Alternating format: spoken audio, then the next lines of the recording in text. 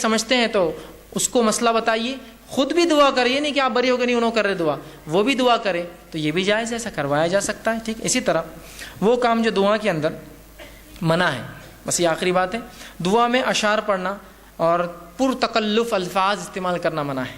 اشعار، شعر شاعری، مطلب بالکل طرز میں دعا پڑھتے نا، فلاں فلاں فلاں فلاں فلاں، وہ چلتے رہتا، کچھ لوگوں کا بالکل ایک ٹیپ چلتا ہو، شاعری اور فلاں اور فارسی شاعری کے اندر دعا کرنا، اور پر تکلف الفاظ، بہت ہی تکلف ایسے الفاظ کی پیچھے والے خالی دیکھ رہے ایک دوسرے کو کیا کر رہا بول کریے، یہ دعا ہے اس کی، پر تکلف الفاظ، ٹھیک ہے، یہ درست نہیں ہے، بخاری کی روایت ہے۔ اسی طرح ابن ماجہ کی روایت ہے، آپ صلی اللہ علیہ وسلم نے فرمایا کہ دعا میں غیر ضروری باتیں کرنا منع ہے، غیر ضروری باتیں کہ جنت ہونا، یہ ہونا، اس میں فلاں ہونا، بس جنت کا سوال کیجیے، جہنم سے نجات کا سوال۔ اسی طرح اپنے گناہوں کی جو ہے دنیا میں سزا مانگنے کی دعا کرنا یہ منع ہے کہ آپ اللہ سے ایسی دعا کریں۔ صحیح مسلم کی روایت ہے، ایک صحابی نے ایک دعا کی، اللہ میرے گناہوں کی سزا مجھے دنیا میں دے دے، اور وہ بیمار پڑ گیا، آپ صلی اللہ علیہ وسلم ان کی عیادت ہوئے، کہا تو نے کیا کیا ایسا؟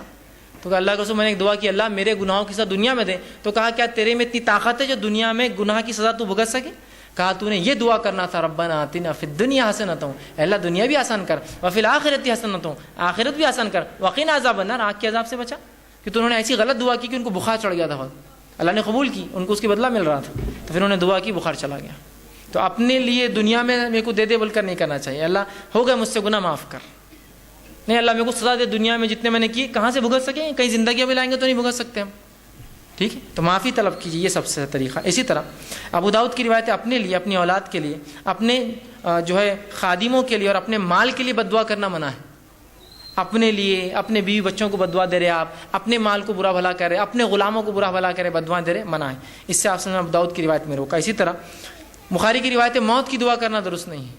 آپ یہ دعا کر سکتے ہیں، اللہ اگر موت میرے لیے بہتر ہے تو موت دے، زندگی بہتر ہے تو زندگی دے، لیکن آپ یہ نہیں کہہ سکتے اللہ مجھے موت دے دے۔ بہت سی عورتیں ہوتی ہیں نا، کچھ ہوا نہیں ہوا، اے اللہ اٹھا تو بھی لے میرے کو، اے اللہ اٹھا تو بھی لے میرے کو، بس ہر تھوڑی دیر کو اٹھا تو بھی لے میرے کو،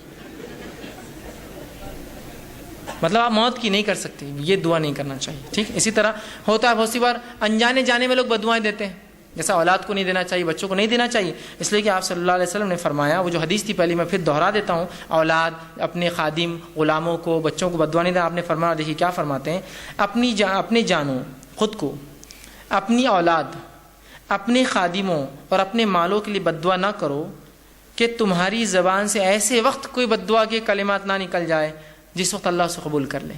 تو عورتیں بھی ہوتی بہت سی بار بد دعائیں دیتی بچوں کو، ناز پیٹا ہے، یہ تو میرا فلاں ہے، یہ تو ایسے ہے، بد دعائیں مت، اس کو کبھی اپنا عام معمول میں بنائیے۔ اچھے لوگ، انبیاء، صلحاء کبھی بد دعائیں نہیں دیتے، ورنہ ہمارے پاس تو ایک معمول ہو گیا نا، بچوں کو مائیں بد دعا دیتی، کچھ بد دعائیں دے رہی کہ تم ایسے ہو جاؤ، تنگ کر دیے، ویتاق لا دیے میرے کو، فلاں ہو جائے، تمہارا تو بیڑا غرق ہو، اللہ نے قبول کر لیا تو، اور پھر وہی مائیں پھر دعائیں کریں گی، اللہ اس کا بیڑا غرق کیوں ہو رہا ہے، پھر آپ نے تو بد دعا دیے تھے، خواہ مخواہ اچھے الفاظ، برے الفاظ مت نکالیے، ٹھیک۔ اسی طرح موت کی دعا کرنا منع ہے، اسی طرح خطا رحمی اور گناہ کی دعا کرنا منع ہے، اور اسی طرح عجلت طلبی سے دعا کرنا آپ سے منع کیا، صحیح مسلم کی روایت ہے۔ اسی طرح صحیح بخاری کی روایت، دعا مانگتے ہوئے اللہ کے ساتھ کسی نبی یا ولی یا بزرگ کے تھرو وہ کرنا کہ ان کے ذریعے ہوتا ہے، یہ شرک ہے۔ آپ صلی اللہ علیہ وسلم فرمایا اور کہا، بخاری کی روایت ہے، اور فرمایا جو شخص اس حالت میں مرا کہ دعا اللہ کے سوا دوسروں کو شریک ٹھہراتا تھا، وہ جہنم میں جائیں گا۔ کتاب کہتے ہیں، اے فلاں کے تم فلاں کر سکتے ہو، تمہارے ذریعے سے شریک کر رہے ہیں آپ اللہ کے ساتھ، مطلب یہ بھی اتنا ہولڈ رکھتے ہیں کہ اللہ کو منوا سکتے ہیں، شرک کر رہے ہیں آپ اس کے ساتھ، تو یہ نہیں ہوں گی۔ اسی طرح آپ نے فرمایا غیر اللہ سے دعا مانگنا سب سے بڑی گمراہی، یاد رکھیے، اللہ کے علاوہ ہم دوسروں سے جو دعائیں کرتے ہیں، یہ بہت بڑی گمراہی، یاد رکھیے۔ دعا مانگتے وقت جو ہے ہمیں صرف اللہ سے مانگنا چاہیے، اور جو میں نے آیت آپ کے سامنے رکھی تھی، بھرے قرآن میں اللہ رب العزت نے سورہ مائدہ آیت میں 46 سے فرمایا کہ غیر اللہ سے جو مدد مانگتے ہیں، دعائیں کرتے ہیں، وہ بڑا شرک ہے۔ اللہ نے فرمایا ومن اضل ممن يدعو من دون الله من لا يستجيب له الى يوم القيامه وهم عن دعائهم غافلون۔ دیکھیے کیا فرمایا اللہ، اس شخص سے زیادہ گمراہ کون ہو سکتا ہے جو اللہ کو چھوڑ کر ان کو پکارے جو قیامت تک جواب نہیں دے سکتے، بلکہ اس سے بھی بے خبر ہے کہ ان کو اللہ کے ساتھ شریک ٹھہرایا جا رہا ہے، ان کو پکارا جا رہا ہے۔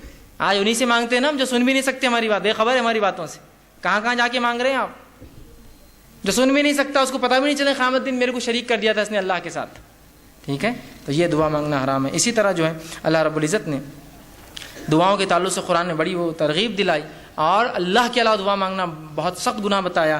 2-3 آیتیں رکھ کے بات ختم کرتا ہوں۔ اللہ رب العزت قرآن میں فرماتا ہے، اور یوں کہتا ہے اللہ رب العزت نے فرمایا، یا ایھا الناس ضرب مثل فاستمعوا لہ، اے لوگو غور سے سنو اے انسانوں، غور سے سنو، اللہ تمہارے لیے ایک مثال دیتا ہے، ایک مثال دے رہا ہے. کیا مثال ہے؟ سنی. ان الذین تدعون من دون اللہ لن یخلقون ذبابا ولو اجتمعوا له، کہ وہ لوگ جن کو تم اللہ کے علاوہ پکارتے ہو وہ ایک مکھی بھی پیدا نہیں کر سکتے.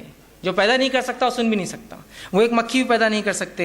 اور مکھی پیدا کرنا تو دور، اگر مکھی ان کے سامنے سے کچھ لے کر اڑ جائے تو اس سے واپس چھیننے کی طاقت بھی نہیں رکھتے. بڑے کمزور ہے جو ایسوں سے مانگتے ہیں، اور بڑے کمزور ہے جو لوگ مانگنے والے ہیں. کتنا کمزور ہے نا. آپ کس سے مانگ رہے ہیں؟ جس کے سامنے چڑھاوے رکھے ہوئے ہیں، ایک مکھی لے جائے تو اٹھا کے مار بھی نہیں سکتا ہو، پڑا ہے اپنی خبر کے اندر. آپ اس سے مانگتے ہو جو مکھی پیدا نہ کر سکے، اس سے دعائیں کرتے ہو، جبکہ وہ مکھی اڑانے کی طاقت بھی نہیں رکھتا. جو شخص وہ خود غافل ہے آپ کی ان دعاؤں سے، قیامت کے روز انکار کریں گا آپ کے شرک. اللہ میں نے تھوڑی کہا تھا ان سے مجھ سے مانگو، یہ تو یہ لوگ پکڑ لی مجھے اس کے بعد. ٹھیک ہے. اسی طرح یہ جو سورہ حج کی آیت نمبر 73 اور 74 تھی. آگے اللہ رب العزت سورہ ابراہیم آیت نمبر معاف کرنا سورہ فاطر سورہ نمبر 35 آیت 14، 13 اور 14 فرماتا ہے والذین تدعون من دونہ ما یملکون من قطمیر. وہ لوگ جو اللہ کے علاوہ کسی اور کو پکارتے ہیں دعاؤں میں، انہوں نے تو ذرہ بھی پیدا نہیں کیا. ذرہ، قطمیر کہتے ہیں کھجور کی گٹلی کے اوپر ایک چھلکا آتا ہے پتلا، وہ بھی نہیں پیدا کیا انہوں نے تم جس سے دعا مانگتے ہو. ان تدعوہم لا یسمعوا، اور جب تم پکارتے ہو سن بھی نہیں سکتے ہو، بہرے ہو، ان کو سنے نہیں آتا ہے. دعاکم، تمہاری دعاؤں کو سنتے نہیں. ولو سمعوا ما استجابوا لکم، اور اگر سن بھی لے، کوئی زندہ ہے سن بھی لے تو تمہاری دعاؤں کو قبول نہیں کر سکتا، طاقت نہیں تھی قبول کرنے کی. آگے فرمایا وَيَوْمَ الْقِيَامَةِ يَكْفُرُونَ بِشِرْكِكُمْ، اور تمہارے اس عمل، اس شرک سے انکار کریں گے روز قیامت. اللہ ہم نے نہیں بولا تھا ان کو ہم سے مانگو، یہ بعد والے ہم کو پکڑ لیے، تو اپنے شرک کا انکار کریں گے جو تم لوگوں نے کیا ہو. وَلَا يُنَبِّئُكُم مِثْلُ خَبِيرٍ، اور فرماتا ہے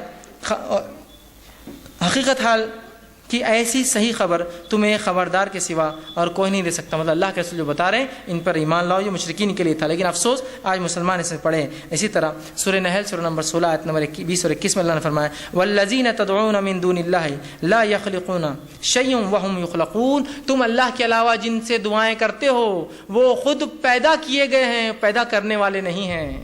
تو جو پیدا ہوتا ہے دعا سن بھی نہیں سکتا ہے. کیا فرمایا؟ لا یخلقون شیئا، انہوں نے کچھ پیدا نہیں، وہم یخلقون، وہ خود پیدا ہوئے. امواتا غیر احیاء، وہ مردہ ہے، زندہ بھی نہیں جن سے تم مانگ رہے ہو. آج ہے نا ہمارا حال تو یہ مردوں سے مانگ رہے آج ہم سوچتے ہیں کہ ہم ہمارے اللہ سنتا نہیں تھے، مردوں کی سنیں گا. تو کہا امواتا غیر احیاء کو، کہ وہ مردہ ہے، زندہ بھی نہیں. احیاء وما یشعرون ایانا یبعثون، اور دوبارہ اٹھنا ہے تک ان کو معلوم بھی نہیں ہوگا قیامت تک تم نے کیا کیا مانگا ان سے.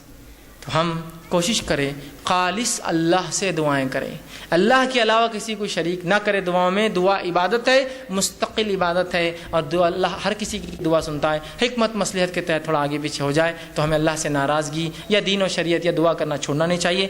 دعا بڑا افضل عمل ہے. یہ مومن کا ہر مصیبت، پریشانی، دنیا کی ہر تکلیف اور مصائب کے خلاف بہترین ہتھیار ہے. کوشش کے ساتھ ہمیں چاہیے کہ ہر بار اللہ سے ہم دعا کریں، خوب دعائیں کریں کہ کم از کم قبول اگر ظاہری نہ ہو تو آخرت میں باطنی اجر اس کا ضرور انشاءاللہ ملیں گا. اسی پر اپنی بات ختم کرتا ہوں. اللہ رب العزت سے دعا ہے کہ اللہ سبحانہ تعالیٰ ہمیں جو ہے کہنے سننے زیادہ جو عمل کی توفیق عطا فرمائے. جو کچھ کہا سنا گیا